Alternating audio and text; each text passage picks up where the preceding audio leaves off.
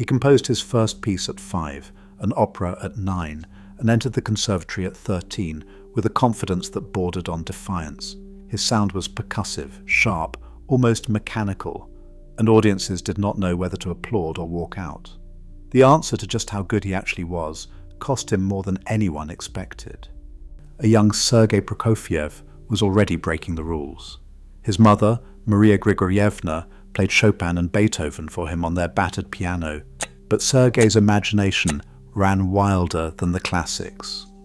At age 5, he scribbled his first piece, barely more than a child's doodle, yet already pulsing with odd jumps and sharp turns.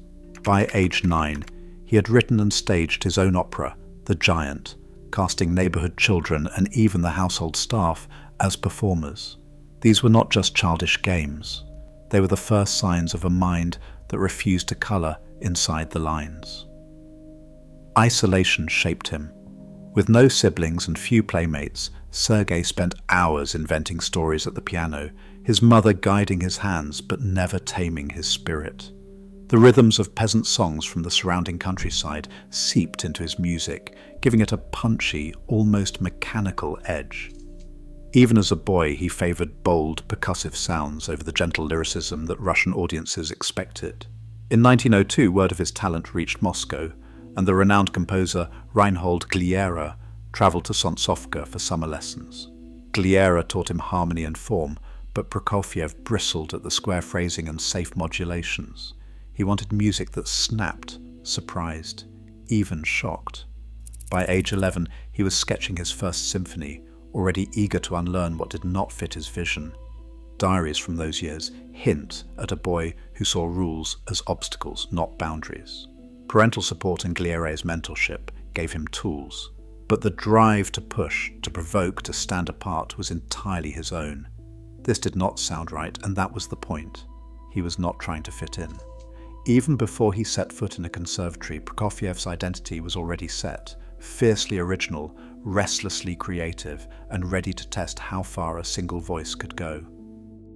At 13, Prokofiev strode into the St. Petersburg Conservatory, a place built on tradition, hierarchy, and the kind of music that soothed more than it startled. He had no interest in blending in. Professors expected Chopin, Tchaikovsky, maybe a gentle nod to Rachmaninoff's lush harmonies. What they got instead was a teenage rebel, pounding out sharp percussive lines, his fingers darting across the keys with a kind of mischievous violence. Diaries and reports from those years describe him as brash, even arrogant, showing off his own pieces to classmates and then mocking their mistakes. He kept a running tally of errors, but what really set him apart was his sound, abrupt, mechanical, and full of surprises. One piece, Suggestion Diabolique, became his calling card. It is all jagged rhythms and clashing harmonies, a moto perpetuo of 16th notes, the right hand hammering out an E-flat major arpeggio over a stubborn C minor pedal. No pedal to soften the blow, just relentless attack. A pianist and musicologist sits at the keyboard and demonstrates. The opening bars bite and snarl, nothing like the dreamy lyricism favoured by the faculty. Then there is the first of his 4 etudes, Opus 2, prestissimo scales, polyrhythms layered in 3s against 2s, every note hammered with a kind of industrial force. Even his earliest sonata, Opus 1, opens with a left-hand ostinato that feels more machine than man, chromatic leaps and sforzando accents ricocheting off the walls. Compared to Stravinsky's calculated modernism or Rachmaninoff's velvet melancholy, Prokofiev's music sounded like a dare. He wasn't trying to fit in, and this is where things get unusual. His teachers called it ugly, sometimes even barbaric. But for Prokofiev, that was the point. He wanted music that shocked, that left audiences unsettled. The conservatory couldn't tame him, and the market soon would try. For now, though, every note was a challenge, a refusal to play by anyone else's rules, and a stack of scores that sounded like nothing the New World had ever heard. He called it an escape, but it was also a test. Could a Russian rebel make it on Western stages, or would he have to trade his bite for a little more sugar?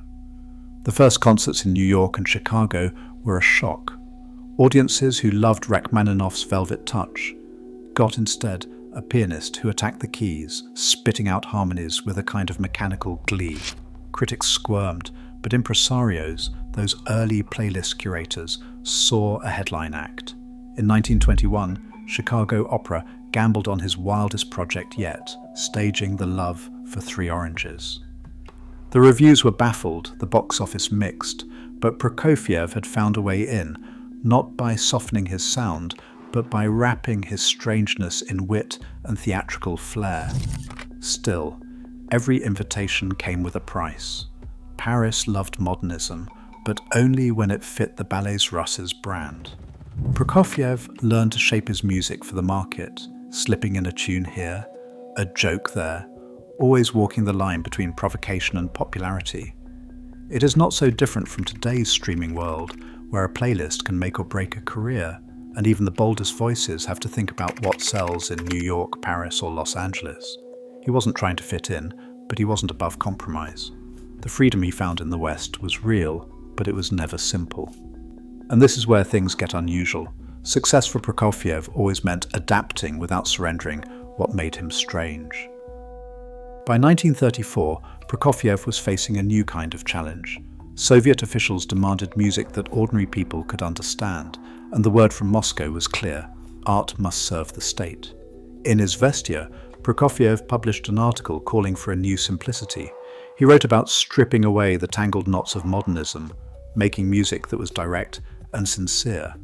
But behind the words, the pressure was mounting. A cultural historian puts it bluntly: for Prokofiev, this was a gamble. If he failed to please the authorities, he risked everything. His right to perform, to publish, even to live freely was at stake. In 1936, he returned home for good. The welcome was official, but the rules had changed. Soviet composers were expected to write melodies that people could hum, to avoid anything that sounded too strange or foreign. The expectations of the state tightened around him like a noose. One official, a shadowy presence at every rehearsal, made it clear: music must be optimistic, heroic, and unmistakably Soviet. Then, in 1948, the Zhdanov decree arrived. The works of Prokofiev were condemned as formalist, too complicated, too Western, too personal. Performances were cancelled, his income slashed, his name dragged through the papers. The risk was not just professional, it was existential. The question now was not how good his music could be, but whether he would be allowed to write it at all. For Prokofiev, it became a kind of musical laboratory, a place to test how far a motif could go, how a single theme could change costumes and personalities, scene by scene. The suite from 1934, built from his score for the Soviet film, opens with a melody that slides from pompous brass to sly winds, then dissolves into the shimmer of sleigh bells in Troika. Each character, each twist in the plot, gets its own musical fingerprint. Orchestration here isn't just colour, it's character. A muted trumpet becomes Kijay himself, both hero and joke. The percussion snaps out orders, the strings swirl through romance and farce. It's music that tells a story without a word spoken. Modern composers still talk about this suite as a blueprint. One prominent film composer put it simply: Kijay is where you learn how to make a character walk, laugh, and vanish, all with a single motif. The way Prokofiev builds, transforms, and even mocks his own themes, always with a wink, set the model for film music as we know it. This didn't sound right, and that was the point. He wasn't trying to fit in, he was showing what music could do when it stopped following and started leading the story. A frozen lake, the clang of an anvil, brass and percussion crash together in the opening bars of Alexander Nevsky's Battle on the Ice, written in 1938. Here, Prokofiev turns the orchestra into a war machine, an army of metallic sounds, choral shouts, and pounding rhythms that feel both ancient and modern. The brass doesn't just announce the Teutonic Knights, it threatens, it overwhelms, each blast landing with the force of a hammer. The strings answer, not with sweetness, but with a kind of grim resolve, carving out a melody that is almost swallowed by the chaos. This isn't just cinematic, it's a blueprint for every battle scene that would follow in film music. But listen closer, and something unexpected happens. In the midst of all that violence, a line of pure lyricism rises up in the cellos, a human voice struggling to be heard over the din. Prokofiev keeps the tension alive, mechanical precision in the percussion, aching vulnerability in the strings. The result is a soundscape where man and machine are locked in a kind of duet, each refusing to give way. That duality, brutal and beautiful, relentless and fragile, became his signature. It is why the score for Nevsky still feels fresh, why composers today still study those pages for lessons in how to make music fight, sing, and survive all at once. This didn't sound right, and that was the point. He wasn't trying to fit in. He was showing, one battle at a time, just how much a single voice could do. Every day, millions stream Prokofiev on Spotify and Apple Music, not for nostalgia, but for something vital, unpredictable, and fiercely individual. In a world still obsessed with fitting in, his music proves that true originality never ages. He didn't follow expectations, he challenged them, and in doing so, he created something no one else could.